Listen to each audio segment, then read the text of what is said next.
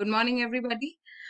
मेरा नाम है ईना और मैं आपको Atal Bihari Vajpayee of good governance and policy यानी सुशासन भवन के बारे में कुछ बातें बताने आई हूँ।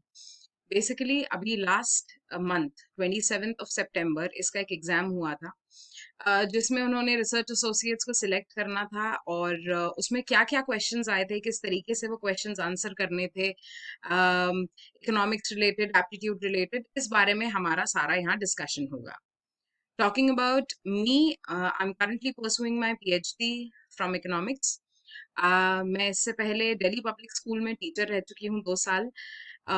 सुशासन भवन में भी मेरा कंट्रीब्यूशन रहा है 8 मंथ्स के लिए।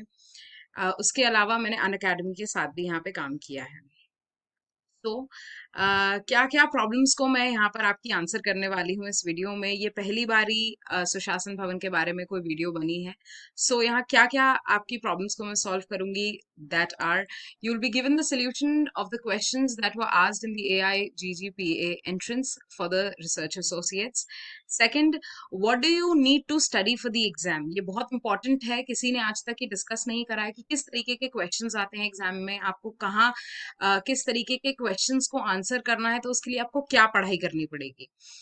The third is what happens after the selection. Obviously अगर आप सिलेक्ट हो जाते हैं तो आपका काम क्या रहेगा, आपको कैसे काम करना रहेगा वहां पे, ये सारी बातें मैं आपसे यहाँ डिस्कस करूंगी। उसके बाद आ जाता है what will you do when you get selected. Finally जब आपका सिलेक्शन हो जाता है तो आपका वहाँ काम क्या होगा, इन सारी बातों को मैं यहाँ पे डिस्कस करूंगी। तो यहाँ से हम सारे क्वेश्चंस पे डिस्कस करते हैं कि क्या क्या क्वेश्चंस रहे हैं इस एंट्रेंस में। तो बहुत सारे तरह के क्वेश्चंस थे। मोस्टली क्वेश्चंस जो थे इकोनॉमिक्स बेस्ड थे, इंडियन इकोनॉमी बेस्ड थे। फिर उसके अलावा एप्टीट्यूड बेस्ड क्वेश्चंस थे। तो एप्टीट्यूड बेस्ड क्वेश्चंस में बहुत तरह के क्वेश्चंस थे, जैसे कोडिंग, डिकोडिंग हो गया, फैमिली ट्री हो गया, इस तरीके के काफी सारे क्वेश्चंस थे। वाटर इमेजेस हो गई। तो मैंने उन क्वेश्चंस को जरूर नहीं इनमें इंक्लूड करा है क्योंकि वो बेसिक हैं और ये आपको शुरू से पढ़ने ही पड़ेंगे। बट यहाँ मैंने कुछ क्वेश्चंस को जरूर इंक्लूड करा है जहां पर मैं आपको बताऊंगी कि उन्होंने किस तरीके के क्वेश्चंस पूछे हैं और क्या क्या उनके ऑप्शंस भी रहे हैं और उन्होंने किस तरीके से इनको डिजाइन किया है। व्हाट इज द, जैसे सबसे पहला क्वेश्चन है कि what is the local self government. तो लोकल सेल्फ गवर्नमेंट जो है इस panchayat in rural and municipalities in the urban areas. यानी ये जो लोकल सेल्फ गवर्नमेंट है, ये पंचायत यानी ये रूरल एरियाज और म्यूनिसिपैलिटीज के नाम से अर्बन एरियाज में होती है। Both got its constitution recognition after the 73rd and the 74th amendment in the Indian Constitution respectively। ठीक है, ये एक इम्पॉर्टेंट क्वेश्चन, ये एक पहला क्वेश्चन यहाँ पे हमने कवर कर लिया है। सेकंड क्वेश्चन पे मैं आती हूँ। तो what is the third level of panchayat. The third level of panchayat covers the village level, gram panchayat, clusters of village block panchayat, and the district level, that is the district panchayat raj, is the form of the government at the village level where each village is responsible for their own activities। यहाँ पे आपको बहुत सारे अलग अलग confuse करने के लिए ऑप्शंस दिए जाएंगे, बट कीप अ मार्क कि आपको बहुत प्रिसाइज आंसर करना है यहाँ पे। फिर हमारा तीसरा क्वेश्चन था उसमें कि name the 5 year plan with the theme of faster and inclusive growth. ये था हमारे 12th 5 year प्लान में जो लास्ट 2017 में ओवर हुआ है। इस प्लान का ये थीम था कि भाई faster and inclusive growth with sustainable growth हमारी होनी चाहिए इसके अंदर। तो इंक्लूसिव ग्रोथ का मतलब यही होता है कि हम काफी डीप ग्रोथ, यानी हमको बहुत किसी एक पर्टिकुलर टॉपिक से बहुत डीप ग्रोथ या हमको बहुत प्रिसाइज ग्रोथ करनी है। फास्टर ऑब्वियसली क्योंकि इकोनॉमीज जिस स्पीड से बढ़ रही हैं, हमें एक बहुत फास्ट ग्रोथ की जरूरत है। थर्ड आ जाता है हमारा sustainable growth. Sustainable development plans, आपको पता होंगे कि सस्टेनेबल डेवलपमेंट प्लान्स लेटली कितने ज्यादा हमारे पॉलिसीज में और हमारे प्लान्स में किस तरीके से बहुत इंपॉर्टेंट है। तो इसको जरूर आप पढ़ें बिना भूले। इसके बाद आ जाता है मेरा क्वेश्चन जो था एचडीआई रिपोर्ट पे। एचडीआई रिपोर्ट पे 2-3 क्वेश्चंस पूछे गए, तो एचडीआई रिपोर्ट पढ़ के जाना मत भूलिएगा बिल्कुल भी। तो the first global human development report that was launched in 1990 by UNDP has been prepared annually since then. यानी 1990 से हर साल यूएनडीपी की रिपोर्ट बनती रही है। यही उसमें सवाल था कि हमारी फर्स्ट एचडीआई रिपोर्ट कब बनी थी। तो मैंने इसमें आपको थोड़ी एक एक्स्ट्रा इन्फॉर्मेशन देने की भी कोशिश करी है। इसके बाद आ जाता है मेरा डिजिटल इंडिया प्रोग्राम का लॉन्च, ये भी एक क्वेश्चन था। तो it was launched on 1st of July 2015 by the Indian Prime Minister Mr. Narendra Modi, and it is both enabler and a beneficiary of the other key government of the scheme, such as BharatNet, Make in India, Startup India and Stand Up India, Industrial Coordinators, इसके बाद आ जाता है मेरा भारत माल या सागरमाला। तो बहुत important है कि ये प्रोग्राम जो है हमारा किन और प्रोग्राम से एसोसिएटेड है, इस बात का आप बहुत ध्यान रखें। तो हमारा डिजिटल प्रोग्राम लॉन्च जब हुआ था, इसके साथ साथ बहुत सारे प्रोग्राम्स हमारे एसोसिएटेड रहे हैं। तो बिल्कुल ध्यान रखिएगा कि इससे कौन से प्रोग्राम्स एसोसिएटेड रहे हैं और इसका लॉन्च कब किया गया है। बहुत बेसिक क्वेश्चंस करे गए हैं इस पेपर में, बस आपको इतना इस बात का ध्यान रखना है कि इन बेसिक क्वेश्चंस को आप कैसे आंसर करेंगे। आप इसके लिए किताबें आती हैं और ऐसा नहीं है ये सारे क्वेश्चंस जो आप ये सोचें कि मैं एक महीने में पढ़ के इन क्वेश्चंस को आंसर कर लूंगा। All you need to have is the general knowledge and that should be continuous. अब मैं आपसे कहूँ कि आप 2019 से पेपर पढ़ना शुरू कर देंगे तो दैट्स ऑब्वियसली नॉट पॉसिबल। तो पर इस चीज का ध्यान रखें कि बहुत बेसिक क्वेश्चंस आए हैं, इसी तरह के क्वेश्चंस नेट के पेपर में भी पूछे जाते हैं। तो आप बिल्कुल ध्यान रखें और इन चीजों को कनेक्टिवली पढ़ते रहें।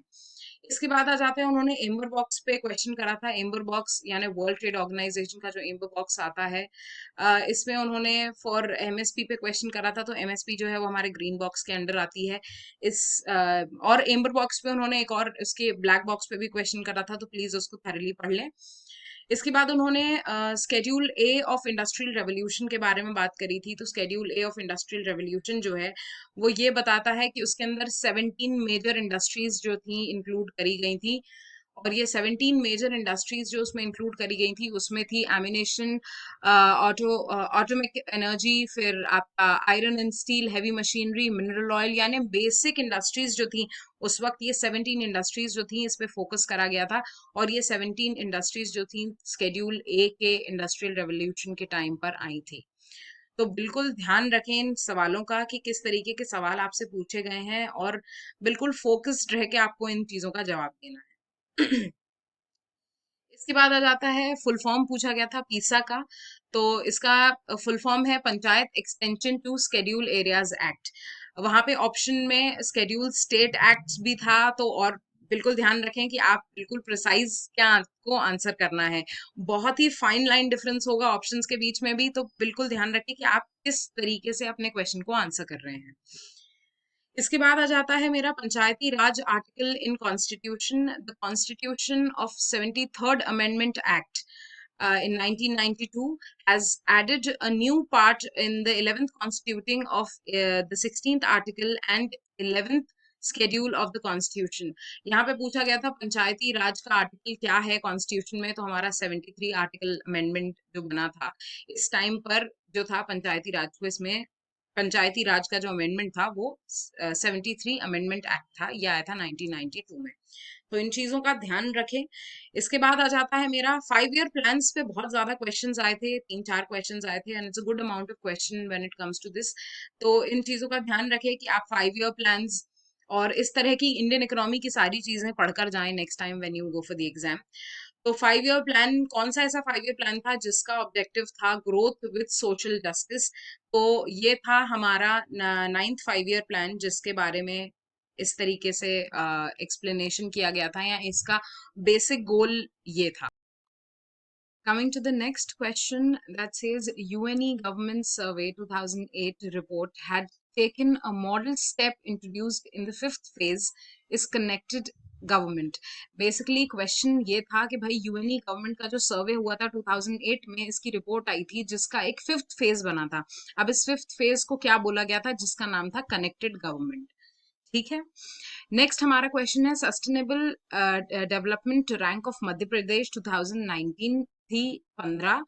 तो इस बात का ध्यान रखें कि मध्य प्रदेश से रिलेटेड क्वेश्चंस आए हैं, तो इस बात का बिल्कुल आप इस बारे में बिल्कुल आप स्टडी करके जाएं थरली कि एमपी के बारे में, एमपी की क्या योजनाएं हैं, एमपी कई मेजर जैसे सस्टेनेबल डेवलपमेंट हो गया, इन तरीके की चीजों पे कहाँ रैंक करता है, and specially policies, please go through the policies. इसके बाद आ जाता है हमारा एमपी सुपर 5000 योजना। तो 5000 योजना जो थी ये बेसिकली 12th बोर्ड परीक्षा वाले बच्चों के लिए थी जिनको 30,000 रुपए राशि दान दिया जाता था। तो इस बारे में उन्होंने क्वेश्चन करा था। तो आप इस तरीके की एमपी की जो योजनाएं हैं इनके बारे में पढ़ें कि कौन सी योजना कहाँ पे कब स्टैब्लिश हुई है, और एमपी में कौन सी योजनाएं स्टार्ट हुई हैं, स्टैब्लिश हुई हैं, ये सारी बातें। इसके बाद आ जाता है मेरा national food security act 2013, the act that provides for the coverage of 75% of the rural population and up to 50% of the urban population. बहुत लोगों ने इस सवाल का जवाब गलत दिया है। जब मेरे डिस्कशंस हुए तो बहुत सारे लोगों ने इसका आंसर 75% रूरल पॉपुलेशन और 25% अर्बन पॉपुलेशन दिया है। तो इस बात का ध्यान रखें कि किस तरीके से परसेंटेजेस को इन्होंने डिवाइड किया हुआ है। इसके बाद आ जाता है मेरा Sunderland which is found in Nicobar islands. ये भी एक क्वेश्चन था। फिर उसके बाद मेरा अगला क्वेश्चन था NITI Aayog, when did NITI Aayog came into existence, that is 2015 again.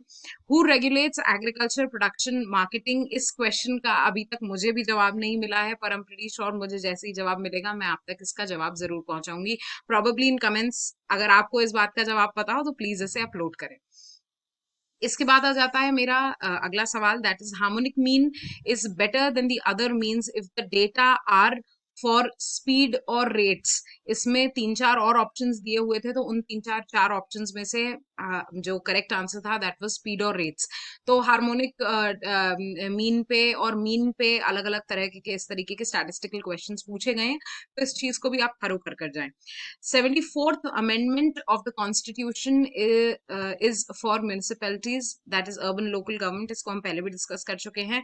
if the two variables are independent, correlation of coefficient is 0। बहुत लोगों ने अगेन इसको 1 मार्क करा है, तो प्लीज इस बात का ध्यान रखें कि आप सही आंसर को सही तरीके से जवाब दें, और किस तरीके के क्वेश्चंस आ रहे हैं इस बात पे बहुत ज्यादा ध्यान दें। अगला है मेरा HRIDAY, यानी ये एक जो स्कीम थी, ये बेसिकली एक स्कीम है जो गवर्नमेंट ने चलाई है, और इसका काम है to preserve heritage sites of the city. इसमें और भी ऑप्शंस थे, जैसे हेरिटेज प्लेस को आपको प्रिजर्व करना है और इस तरीके के। तो पर इसका सही आंसर है preserve heritage sites of the city. इसके बाद एमपी में मिड डे मील्स कब शुरू हुए थे, दैट इज 1995। तो अगेन एमपी रिलेटेड क्वेश्चंस आए हैं, इस बात को अब बिल्कुल आप पढ़कर जाएं। मैं अगली वीडियो में इसको कंटिन्यू करना चाहूंगी। अभी के लिए वीडियो बहुत लंबी हो गई है और आपके लिए भी थोड़ी सी बोरिंग हो जाएगी, इसीलिए मैं इस वीडियो को आगे कंटिन्यू करूंगी। बने रहिए मेरे साथ और मैं आपको बताती रहूंगी कि Atal Bihari Vajpayee of good governance and policy में आपको किस तरीके से उसके एग्जाम के लिए प्रिपेयर करना है, आपको क्या क्या पढ़ के जाना है, और जब आपका सिलेक्शन वहां हो जाएगा तो उसका प्रोसेस क्या होगा, और जब आप वहां सिलेक्ट हो जाएंगे तो आपको वहां काम क्या क्या करना होगा। So just stay tuned with me and I'll probably help you with everything that you need. Thank you.